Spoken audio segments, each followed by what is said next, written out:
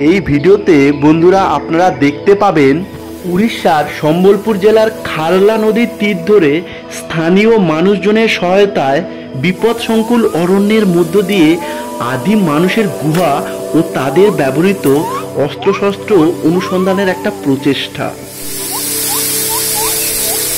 উড়িষ্যার এই অরণ্য একটা সময় ছিল মাওবাদীদের প্রধান বাসস্থান। বর্তমানে এই অরণ্যের মধ্যে রয়েছে বন্য হাতি, সাপ, হরিণ, বাঘ ও নানা ধরনের সরীসৃপ। ইনি বিদ্যাসাগর বিশ্ববিদ্যালয়ের অধ্যাপক ডক্টর অভিক বিশ্বাস। এই ভিডিওতে পাহাড়, ঝর্ণা যা কিছু আপনারা দেখছেন তা সাধারণ ভ্রমণ পিপাসু জনসাধারণের কাছে সম্পূর্ণ অজ্ঞাত একটা জায়গা। ডিটেলস ভিডিও আমার চ্যানেল ট্রাভেল উইথ প্রভাতে খুব তাড়াতাড়ি চলে আসবে। এগুলো দেখুন আদিম মানুষের ব্যবহার করা অস্ত্রশস্ত্র।